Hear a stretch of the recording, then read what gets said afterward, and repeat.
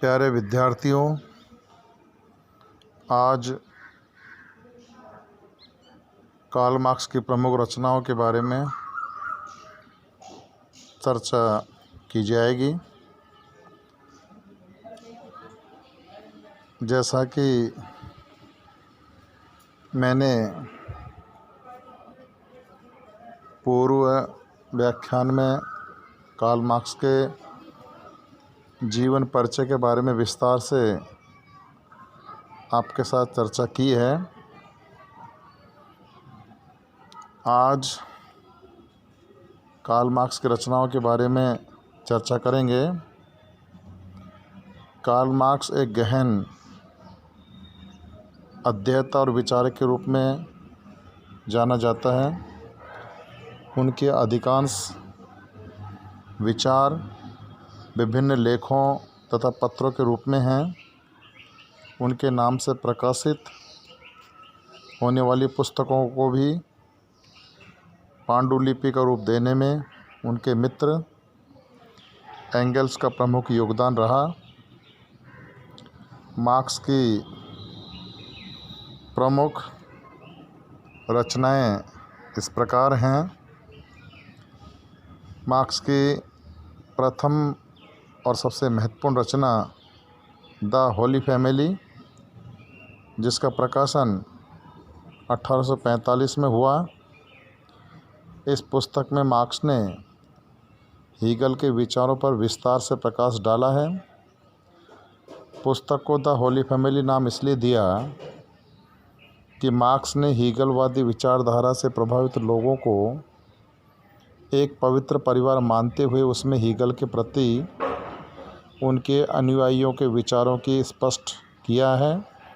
कुछ ही समय बाद हीगल के अनुयायियों के विचार एक दूसरे से भिन्न हो जाने के कारण इस पुस्तक को अधिक महत्व मिल सका। Number 2, the German ideology. Marks ने ये पुस्तक 1845 में प्रकाशित की, लेकिन इसका प्रकाशन कार्ल मार्क्स की मृत्यु के बाद हो सका।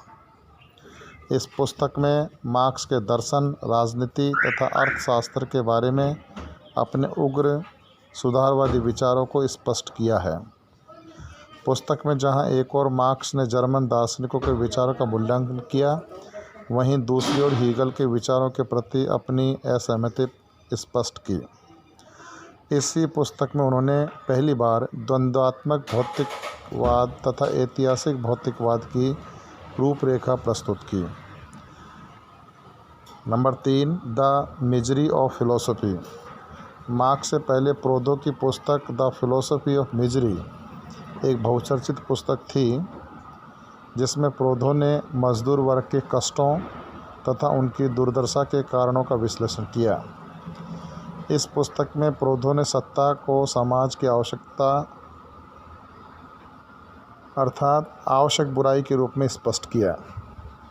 मार्क्स ने प्रोदो के विचारों से असहमत होते हुए ये स्पष्ट किया कि सर्वहारा वर्ग के बारे में प्रोदो का दर्शन बहुत अतार्किक तथा दुर्बल है। यदि समाज की संपूर्ण सत्ता सर्वहारा वर्ग के हाथों में आ जाए तो वर्ग संघर्ष को दूर करके एक नए युग का आरंभ हो सकता है।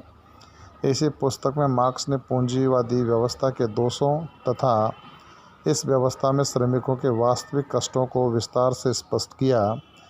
इस पुस्तक का प्रकाशन उन्होंने 1847 में किया।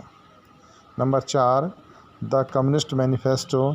ये भी एक मार्क्स की महत्वपूर्ण कृति है, जिसका प्रकाशन 1848 में हुआ। 1848 में कम्युनिस्ट लीग ने मार्क्स को एक ऐसा दस्तावेज तैयार करने का काम सौंपा जिसके द्वारा इस संगठन के लक्ष्यों तथा विश्वासों तथा कार्यक्रमों को स्पष्ट किया जा सके। इस संबंध में एंगल्स ने पहले से एक विवरण तैयार कर रखा था। मार्क्स ने उसी विवरण के आधार पर साम्यवादी सिद्धांतों की एक तार्किक और व्यवस्थित व्याख्या प्रस्तुत की। इस पुस्तक का आरंभ मार्क्स ने इस वाक्य से किया है कि दुनिया का आज तक का इतिहास वर्ग संघर्ष का इतिहास है। मार्क्स द्वारा प्रस्तुत वर्ग संघर्ष का सिद्धांत सर्वहारा वर्ग की क्रांति, पूंजीवादी समाज का अंत तथा वर्ग विहीन समाज की स्थापना आदि इस पुस्तक के प्रमुख विषय वस्तु हैं। सच तो यह है कि साम्यवादी घोषणा पत्र संसार भर के साम्यवादियों के लिए एक तरह की आचार संहिता है, जिसमें विश्वास करना ही सभी मार्क्सवादी अपना नैतिक दायित्व मानते हैं। Number 5 the class struggle in France. Marks द्वारा इस लघु पुस्तिका को सन 1850 में लिखा गया। इसमें मार्क्स ने ऐतिहासिक आधार पर फ्रांस में पूंजीवादी व्यवस्था के फलस्वरूप पैदा होने वाले वर्ग संघर्ष की प्रकृति को स्पष्ट किया। साथ ही उन्होंने वैज्ञानिक समाजवाद के अर्थ को स्पष्ट करते हुए उदारवादी समाजवाद से भिन्न रूप में प्रस्तुत किया। इसी पुस्तक में मार्क्स ने यह बताया कि उत्पादन के संबंधों में होने वाले परिवर्तन किस प्रकार सामाजिक संबंधों तथा विचारों में परिवर्तन उत्पन्न करता है। सर्वहारा वर्ग के अधिनायकवाद की घोषणा मार्क्स ने इसी पुस्तक में की। उन्होंने ये विश्वास व्यक्त किया कि क्रांति के द्वारा ही आर्थिक और राजनीतिक सत्ता पर सर्वहारा वर्ग का अधिकार हो सकता है। Number 6 critic of political economy. इस पुस्तक का प्रकाशन 1859 में हुआ। इसे उनकी आगामी पुस्तक दास कैपिटल के प्रथम खंड के संक्षिप्त रूपरेखा भी माना जा सकता है। इस पुस्तक में मार्क्स ने राजनीतिक और आर्थिक संरचना के बीच पाए जाने वाले संबंधों की एक विस्तृत विवेचना की है। मार्क्स द्वारा प्रस्तुत आर्थिक निर्धारणवाद के सिद्धांत को इसी पुस्तक में विस्तार से स्पष्ट किया। ऐतिहासिक भौतिकवाद की विवेचना करते हुए उन्होंने इसमें आर्थिक कारकों को ही सामाजिक परिवर्तन के सबसे प्रमुख कारणों के रूप में स्पष्ट किया। Number 7 Das Kapital. यह भी मार्क्स की सबसे प्रमुख कृति मानी जाती है। पूंजी नाम से प्रकाशित मार्क्स की इस पुस्तक को साम्यवादी विचारक अपनी बाइबल के रूप में देखते हैं। इसका प्रकाशन सन 1867 में प्रकाशित हुआ। इसका दूसरा और तीसरा खंड मार्क्स की मृत्यु के बाद उनके परम मित्र एंगेल्स द्वारा क्रमशः सन 1885 और 1894 में प्रकाशित करवाया गया। अंतिम खंड एंगेल्स की मृत्यु के बाद 1905 में प्रकाशित हुआ। इस संदर्भ में रेमंड एरन ने लिखा कि दास कैपिटल पुस्तक मार्क्स के विचारों का हृदय है। इस पुस्तक में कार्ल मार्क्स ने एक और सर्वहारा वर्ग के शोषण, अतिरिक्त मूल्य, साम्यवादी क्रांति तथा सर्वहारा वर्ग के अधिनायकवाद को स्पष्ट किया है। दूसरी ओर उन्होंने उन परिस्थितियों का विस्तार से उल्लेख किया जिनके कारण पूंजीवाद का विनाश अनिवार्य है। Number 8 critique of the Gotha programme. Marx द्वारा लिखित यह उनकी अंतिम पुस्तक है, जिसका प्रकाशन 1875 में मार्क्स तथा लेस्ली के अनुयायियों ने एकजुट होकर गोथा के सम्मेलन में एक संयुक्त समाजवादी पार्टी की स्थापना की। तब मार्क्स ने इस पार्टी को दिशा निर्देश देने के लिए जो अनेक समालोचनात्मक निबंध लिखे, यह पुस्तक उन्हीं लेखों का संग्रह है। इन लेखों के द्वारा मार्क्स ने स्पष्ट किया कि पूंजीवादी व्यवस्था से किस प्रकार समाजवाद के लिए अनुकूल दशाएं उत्पन्न होती हैं। इसके अतिरिक्त साम्यवाद की दशा में वितरण की प्रणाली, कामगारों की बढ़ती हुई शक्ति तथा वर्ग रहित समाज की स्थापना से संबंधित विचारों को भी इसमें बहुत प्रभावपूर्ण रूप से प्रस्तुत किया है। इन सभी पुस्तकों के अतिरिक्त मार्क्स द्वारा राइन गजट में प्रकाशित विभिन्न लेख तथा अराजकतावादी विचारकों को लिखे गए पत्रों भी उनके विचारों की निर्भीकता को स्पष्ट करते हैं। अपने जीवन भर मार्क्स ने जो कुछ भी लिखा वह सर्वहारा वर्ग की क्रांति के लिए आज तक एक दिशा निर्देश बना हुआ है। इस संबंध में हमें जानना आवश्यक है कि मार्क्स के चिंतन का स्रोत क्या था, अथवा यह कि किन दिशाओं और विचारों ने मार्क्स के चिंतन को प्रभावित किया।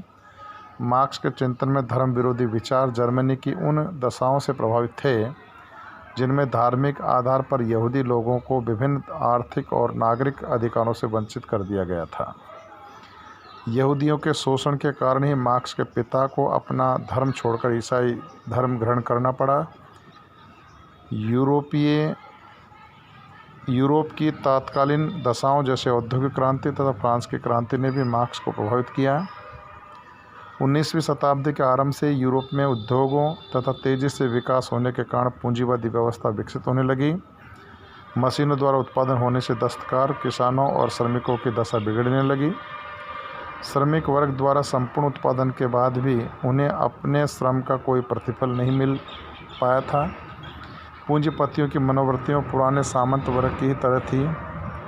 इन दशाओं में मार्क्स की यह धारणा बन गई कि पूंजीपतियों के विरुद्ध संघर्ष करके ही एक नई व्यवस्था को स्थापित किया जा सकता है। मार्क्स के विचारों को प्रभावित करने में हीगल के विचार का भी प्रमुख योगदान रहा। एक विद्यार्थी के रूप में मार्क्स ने जब बर्लिन विश्वविद्यालय में प्रवेश लिया तो उस समय हीगल की मृत्यु हो चुकने के बाद भी वहाँ हीगल के विचारों का प्रभाव था। हीगल के दर्शन का सार यह था कि संसार में घटित होने वाली सभी घटनाएं वाद, प्रतिवाद और संवाद के रूप में घटित होती है। इस क्रम के आधार पर विभिन्न घटनाओं के विकास, परिवर्तन तथा विनाश को समझा जा सकता है। यह सच है कि मार्क्स के विचार हीगल से बहुत भिन्न हैं, लेकिन हीगल ने जिस द्वंद्ववाद को विकसित, विकास और परिवर्तन का नाम दिया, मार्क्स का चिंतन उस द्वंद्ववाद से बहुत अधिक प्रभावित हुआ। जर्मनी से निष्कासित होने के बाद जब पेरिस गए तब वहाँ एक प्रमुख फ्रांसीसी विद्वान प्रोदो के विचार उनके लिए प्रेरणा स्रोत बन गए। प्रोदो का ये मानना था कि सामाजिक तथा आर्थिक व्यवस्था पर राज्य का अधिक से अधिक नियंत्रण होने से भी श्रमिकों तथा किसानों की दशा में सुधार किया जा सकता है।